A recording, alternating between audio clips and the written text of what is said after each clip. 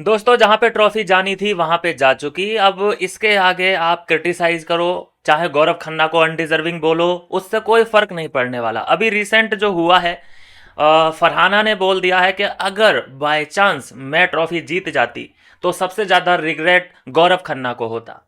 क्योंकि एक फैन ने जब पूछा कि अगर बाय चांस मान लीजिए गलती से आप ये ट्रॉफी जीत जाते तो सबसे ज्यादा रिग्रेट किसको होता, तो यहां पर फरहाना ने साफ साफ कहा गौरव खन्ना को।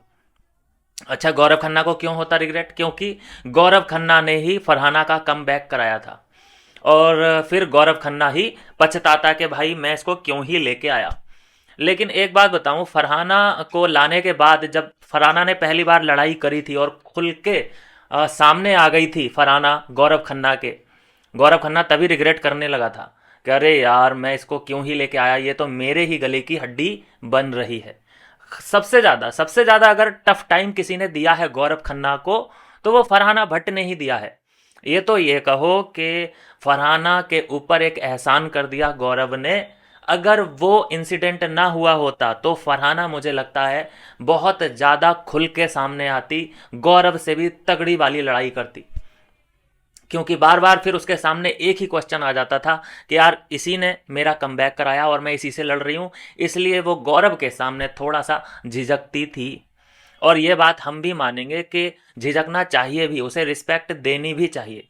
क्योंकि ये सब होती ही नहीं ना, तुम्हारी जर्नी होती ही नहीं, तुम पहले ही हफ्ते में बाहर हो गई थी। ये जो अब तुम्हारे दोस्त दोस्ती का दावा कर रहे हैं और जो अब ये कह रहे हैं कि भाई फरहाना ही विनर है, फरहाना हमारी नज़रों में विनर है, ये यही लोग थे जब इन्होंने फरहाना को घर भेज दिया था पूरा के जाओ इसे भगाओ भगाओ, बहुत बदतमीज लड़की है, ये है वो है।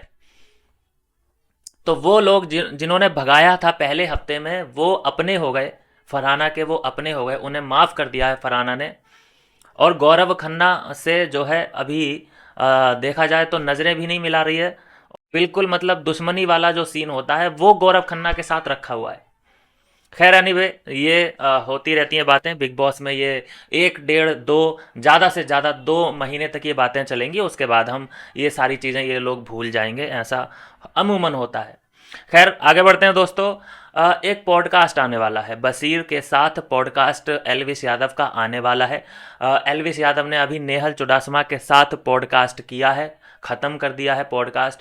उसमें खुल के बात की है गौरव खन्ना के बारे में भी, बशीर अली के बारे में भी, स्पेशली बशीर अली के बारे में भी बहुत तगड़ी बातें कि भाई तुम्हें देख के तो ऐसा लगता था कि बहुत ज़्यादा कि अब पता नहीं तुम लोग क्या कर बैठो, कौन किसकी गोदी में जाके बैठ जाए। तुम्हें देख के तो बिग बॉस अपनी नज़रें चुरा लेते थे, आंखें बंद कर लेते थे, ऐसे ऐसे तुम लोग काम कर रहे थे घर के अंदर। और अब देखा जा रहा है कि तुम लोग एक दूसरे से बात करके राजी नहीं हो। तुमने एक दूसरे को फॉलो भी किया था फिर अनफॉलो कर दिया।